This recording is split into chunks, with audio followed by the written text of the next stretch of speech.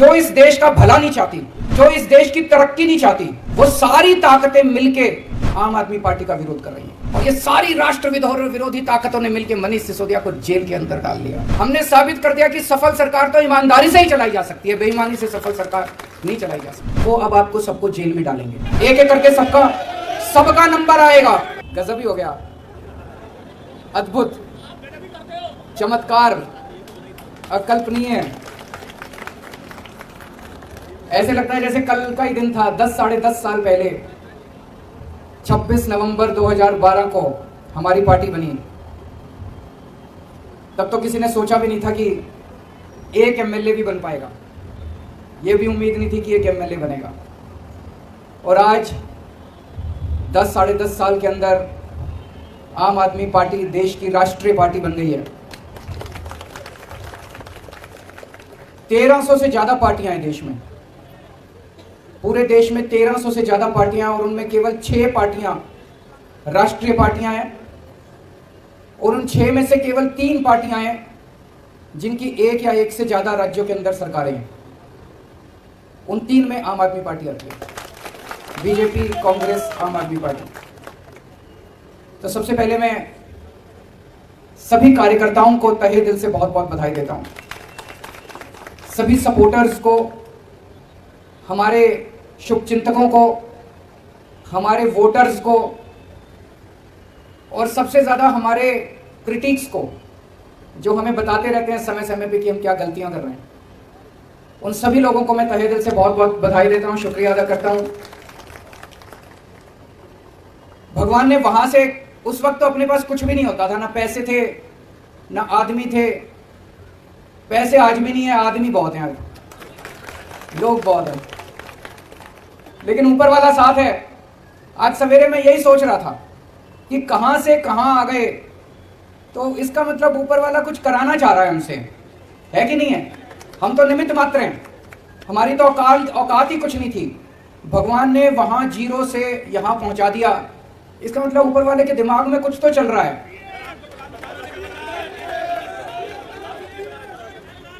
ऊपर वाला कुछ तो हमसे, देश के लिए कुछ तो कराना चाह रहा है।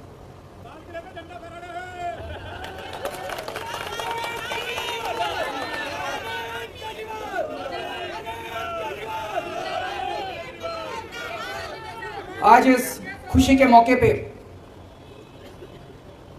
मनीष जी की और जैन साहब की बड़ी याद आ रही है। वो भी अगर होते तो हमारी खुशी में और 4 चांद लग जाते। वो संघर्ष कर रहे हैं देश के लिए, हम सब के लिए। इस वक्त देश की सारी राष्ट्र विरोधी ताकतें, जो इस देश का भला नहीं चाहती, जो इस देश की तरक्की नहीं चाहती, वो सारी ताकतें मिलके आम आदमी पार्टी का विरोध कर रही हैं। मनीष सिसोदिया का क्या कसूर है? कल मैं एक उद्घाटन करने गया था ईस्ट विनोद नगर में, एक स्कूल में, सरकारी स्कूल है, सरकारी स्कूल है, और उसमें फ्रेंच पढ़ाई जाती है, जर्मन पढ़ाई जाती है, स्पेनिश पढ़ाई जाती है, जापानीज पढ़ाई जाती है। मेरी पढ़ाई हिसार के सबसे बड़े प्राइवेट स्कूल में हुई थी।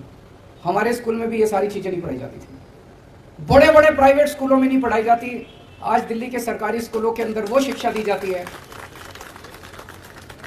तो मनीष सिसोदिया का कसूर था कि उसने गरीबों के बच्चों को सपने देखने सिखाए, कि सपने देखो, बड़े बड़े सपने देखो, उनको पूरा करने का जज्बा रखो। यह कसूर था मनीष सिसोदिया का। 75 साल से गरीब का बेटा गरीब रह जाता था क्योंकि अच्छी शिक्षा नहीं मिलती थी।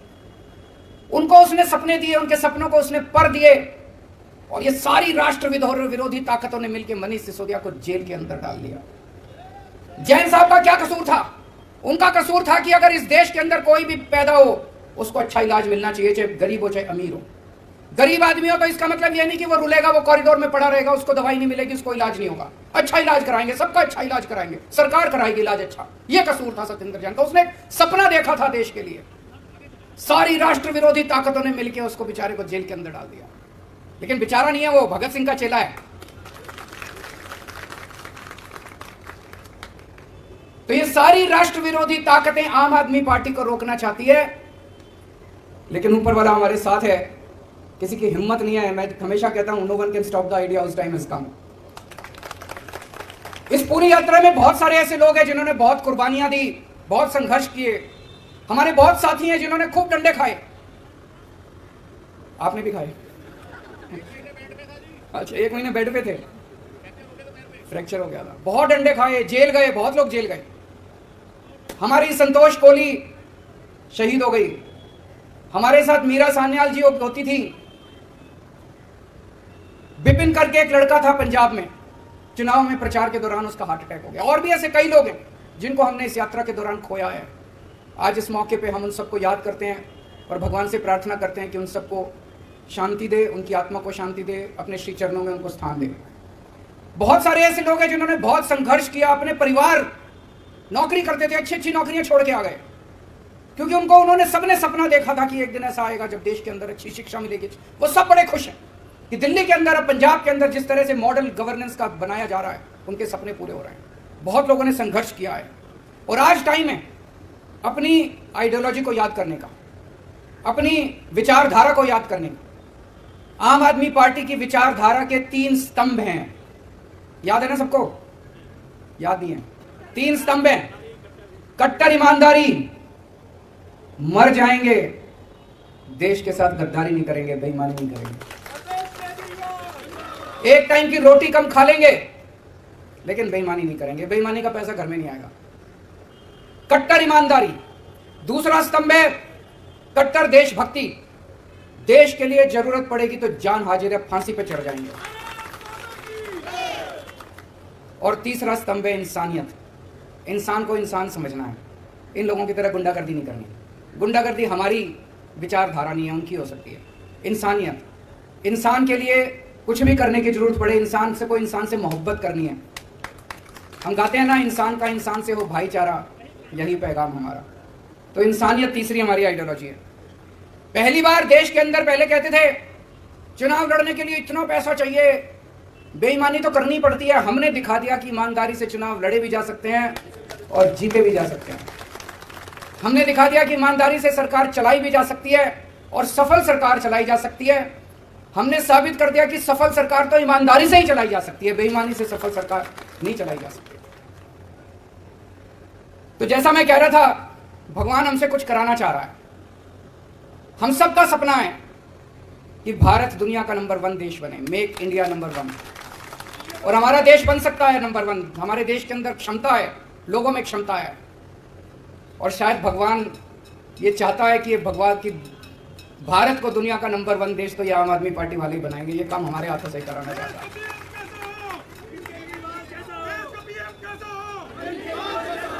देश की राजनीति के अंदर राजनीति को एक नई दिशा दी है। अभी तक जब भी ये लोग चुनाव में आते थे, केवल और केवल गुंडागर्दी, गाली गलौज, उसने उसको गाली दे दी, उसने इसको गाली दे दी, उसने उसको कुछ कह दिया, उसने इसको कुछ कह दिया। टीवी वाले आते थे, जी उन्होंने आपके बारे में ये बोला, आपको क्या कहना है? अरे बोलने दे, क्या हमको क्या लेना देना किसी ने क्या कहा हमारे बारे में। बस यही चलती थी राजनीति। इसने ये बोला जी आपके बारे में, आपको क्या कहना है? उसने ये बोला जी आपके बारे में, आपको क्या कहना है? जाति के नाम पे, धर्म के नाम पे पहली बार इन सबको, सबसे बड़े नेता को एक फर्जी क्लास में ले जाके बिठा दिया हम लोगों ने।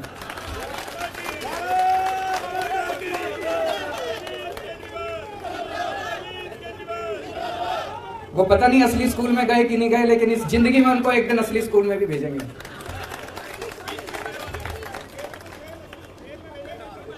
पहली बार देश की राजनीति में स्कूलों की बात होने लगी है। जहां हम जाते हैं चुनाव लड़ने, वहीं पे सारी पार्टियां स्कूलों की बात करती है, अस्पतालों की बात करती है, मोहल्ला क्लिनिक की बात करती है। सुन के अच्छा लगता है। यही तो होनी चाहिए राजनीति। असली राजनीति तो यही है कि स्कूल की बात हो, राजनीति, पानी की बात हो, बिजली की बात हो। अब सारी पार्टियां कहती है बिजली फ्री देती नहीं है, कहती तो हैं, कहलवा तो दिया सबसे। अमित शाह जी ने भी एक, मेरे को याद है कहीं बोला था, वेस्ट बंगाल में जाके बोला था हमारी पार्टी की सरकार बनी तो इतने यूनिट बिजली फ्री, कहलवा सबसे दिया, करवा भी देंगे सब लोगों से धीरे-धीरे।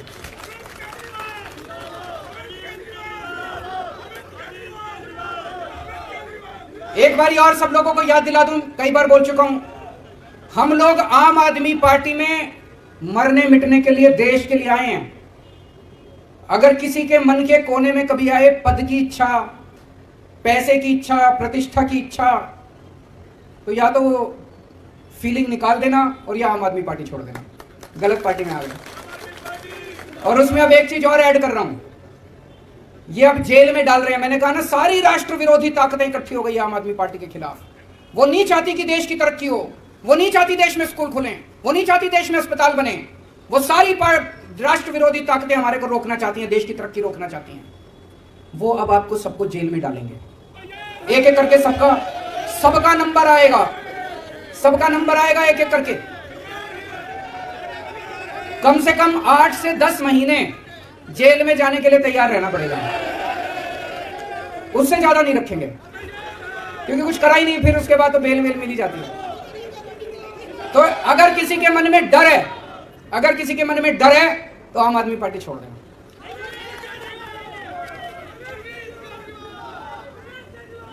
जैसा मैंने कहा, आज 2 किस्म की राजनीति देश के अंदर चल रही है। एक पॉजिटिव राजनीति, आपने देखा होगा दिल्ली के अंदर हम चुनाव लड़े, हमने कभी किसी को गाली नहीं दी,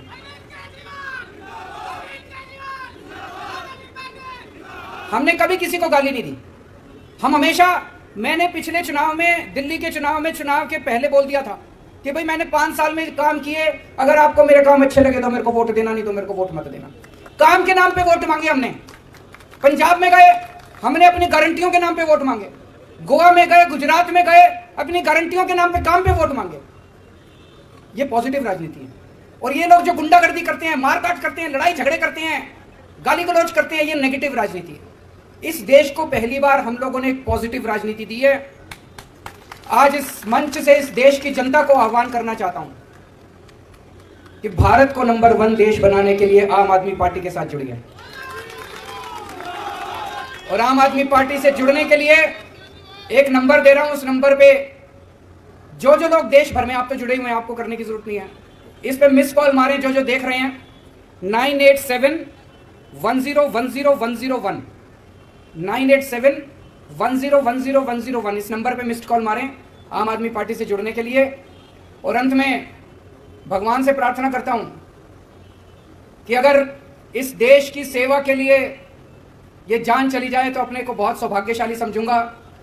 इस शरीर का कतरा कतरा, मेरे शरीर के खून का कतरा कतरा इस देश के लिए अगर शहीद हो जाए तो अपने आप को बहुत सौभाग्यशाली समझूंगा।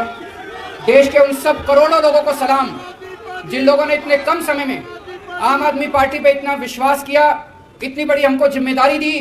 राष्ट्रीय पार्टी बनने की जिम्मेदारी कोई छोटी जिम्मेदारी नहीं है, बहुत बड़ी जिम्मेदारी है। ऊपर वाले से प्रार्थना करता हूं कि ये जिम्मेदारी पूरी ईमानदारी और निष्ठा के साथ हम लोग पूरी कर पाएं, ऐसा हमें ताकत दें, हमें सद्बुद्धि दें। बहुत बहुत शुक्रिया। भारत